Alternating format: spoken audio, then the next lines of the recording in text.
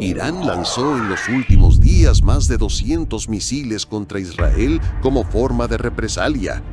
Este ataque a gran escala reavivó las discusiones sobre una posible escalada global del conflicto. ¿Será que esta nueva ofensiva en Oriente Medio puede ser la gota que colmó el vaso para una tercera guerra mundial? El enfrentamiento directo entre Irán e Israel cobró fuerza en octubre de 2023, cuando Hamás, uno de los principales aliados estratégicos de Teherán, lanzó un ataque sorpresa contra Israel. Este episodio fue el detonante de una nueva ola de represalias en las que Israel intensificó las ofensivas contra objetivos de gran valor simbólico y estratégico para el régimen iraní. Fuera del territorio iraní, los principales objetivos de Israel siempre fueron los llamados grupos vasallos de Teherán, como el propio Hamás y Hezbollah. Pero desde el inicio de la escalada, quedó claro que los israelíes tenían un objetivo aún mayor: debilitar el programa nuclear iraní, atacando directamente instalaciones y centros de investigación dentro del territorio de Irán. El resultado de estos ataques, especialmente los ocurridos el pasado 13 de junio, fue devastador. Las bajas no fueron solo civiles y militares, sino que también afectaron áreas cruciales para el régimen iraní, como sectores de inteligencia, centros de mando militar e instalaciones ligadas a la investigación nuclear. Lo que diferenció esta reciente ofensiva israelí de acciones anteriores fue la impresionante capacidad de infiltración de Israel en las redes de inteligencia iraníes. En varias ocasiones, Israel logró localizar y eliminar figuras clave para el funcionamiento del régimen. Entre los muertos se encontraban comandantes de la Guardia Revolucionaria y científicos nucleares. Esta infiltración expuso vulnerabilidades que minaron la confianza interna del gobierno iraní. El régimen de Ali Khamenei siempre se sostuvo en la imagen de fuerza y control sobre la seguridad nacional, principalmente frente a las presiones de Occidente. Pero ante la eficiencia israelí, estas estructuras comenzaron a mostrar grietas. Con la muerte de líderes estratégicos y el debilitamiento de su inteligencia, Irán comenzó a enfrentar una crisis interna sin precedentes. La sensación de fragilidad dentro del país obligó al régimen a dar una respuesta a la altura para restaurar la confianza entre sus partidarios y reafirmar su autoridad en el escenario internacional. Fue en este contexto que entre los días 13 y 14 de junio, Irán lanzó el que se convirtió en uno de los mayores ataques con misiles balísticos de su historia. La idea no era necesariamente obtener una victoria militar, sino enviar un mensaje claro. El régimen aún estaba dispuesto a luchar, incluso frente a recientes derrotas. A pesar de la impresionante cantidad de misiles lanzados, la mayoría de ellas fue interceptada por los sistemas de defensa israelíes, como el conocido Domo de Hierro, o acabó cayendo en áreas deshabitadas. Aún así, los proyectiles que lograran superar las defensas provocaron destrucción puntual. El ataque resultó en 3 muertos y cerca de 80 heridos, especialmente en Tel Aviv y sus alrededores.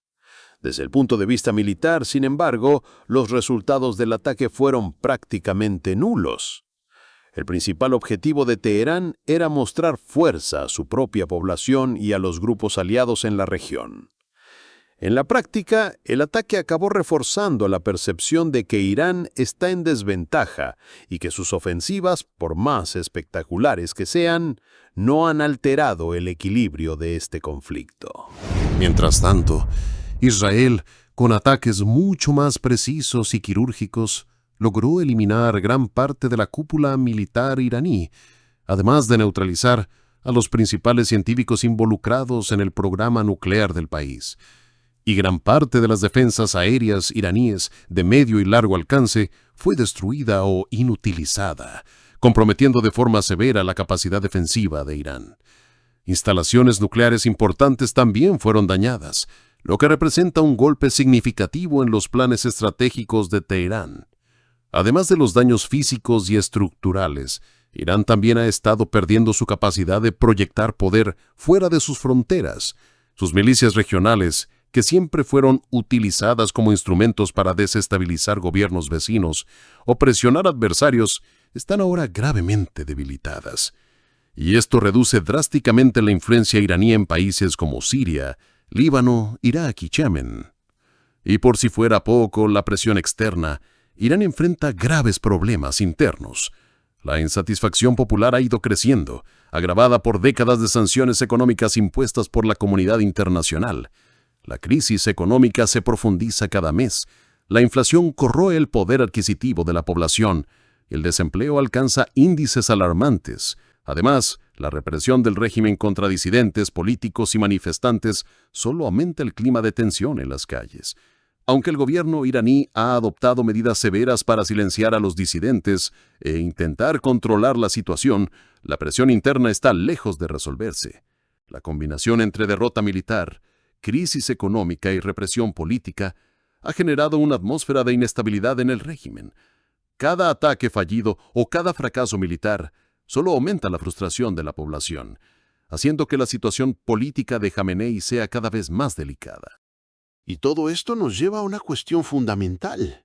¿Qué puede hacer Ali Jamenei para intentar garantizar la supervivencia de su régimen y evitar que este conflicto escale a una guerra global? ¿O intenta declarar una victoria simbólica sobre Israel, usando el ataque reciente como justificación? ¿O se inclina por una escalada aún más agresiva en el conflicto, aumentando el riesgo de un enfrentamiento regional o incluso global? La primera opción sería claramente una jugada política de propaganda, aunque la realidad muestre un escenario de derrota. Jamenei podría recurrir a discursos encendidos para convencer a parte de la población de que Irán salió victorioso, moral o espiritualmente, en el enfrentamiento. Esta narrativa, aunque frágil, podría aliviar temporalmente la presión interna. En cambio, la segunda opción, la de continuar atacando a Israel o a sus aliados, sería extremadamente arriesgada. Cualquier nuevo ataque podría desencadenar respuestas aún más devastadoras por parte de Israel y posiblemente involucrar a potencias occidentales como Estados Unidos y países de la OTAN. Y esta escalada puede poner en jaque la propia existencia del régimen. No hay respuesta fácil ni segura para Jamenei. Muchos analistas internacionales creen que la primera opción es, con mucho, la más prudente para Jamenei. Un repliegue estratégico, acompañado de una retórica victoriosa, permitiría al régimen ganar tiempo para reorganizar sus fuerzas, intentar reconstruir el programa nuclear, estabilizar la política interna e incluso negociar algún tipo de alivio en las sanciones en caso de que el conflicto no avance. Siguiendo por este camino, Irán podría centrarse en la reconstrucción de su capacidad militar y en el intento de recuperar parte de su influencia perdida en la región. Sin embargo, si Jamenei insiste en la escalada y continúa desafiando a Israel directamente, el riesgo es el colapso completo del régimen, con la posibilidad real de que un nuevo gobierno alineado con los intereses occidentales tome el poder en Teherán. Y este escenario no sería inédito. Algo similar ocurrió en Siria después de la guerra civil, llevando a la desestabilización total del país y a la caída definitiva de Bashar al-Assad. Para que esta guerra tome proporciones globales, bastaría con que potencias como Rusia o China, tradicionalmente aliadas de Irán, decidieran intervenir directamente en el conflicto. Sin embargo, esto aún parece improbable. Rusia está empantanada en sus propios desafíos militares y económicos, principalmente debido a la guerra prolongada contra Ucrania, mientras que China evita involucrarse directamente en este tipo de conflicto, mientras no resuelva asuntos más urgentes como la guerra comercial y las tensiones arancelarias con Estados Unidos. Pero, ¿dónde entra la Biblia en toda esta historia? Lo que antes era una tensión diplomática latente, alimentada por discursos ideológicos y amenazas veladas, rompió las fronteras de la retórica e invadió las noticias globales con fuerza devastadora. Para muchos estudiosos de profecías bíblicas, La realidad actual comienza a asemejarse a lo que fue profetizado hace milenios, convirtiendo lo que antes era solo expectativa en algo palpable e inminente. Incluso el nombre de la operación militar lanzada por Israel, León que se levanta, en traducción libre, iniciada a principios de esta semana cuando Israel retomó la ofensiva contra Irán sin esperar la respuesta oficial de Teherán, conlleva un peso no solo militar, sino también profético. Este nombre fue inspirado directamente en el texto bíblico, encontrado en el libro de Números, capítulo 23, versículo 24. Este pueblo se levanta como leona, se afirma como león, no se acuesta sin haber devorado la presa y bebido la sangre de sus víctimas. Esta elección no fue aleatoria. El león, símbolo de fuerza, autoridad y juicio divino, revela que Israel no está solo actuando como una nación soberana en defensa propia, sino también como una nación con identidad profética entrelazada con la narrativa de la redención, el juicio sobre las naciones y la consumación de los tiempos.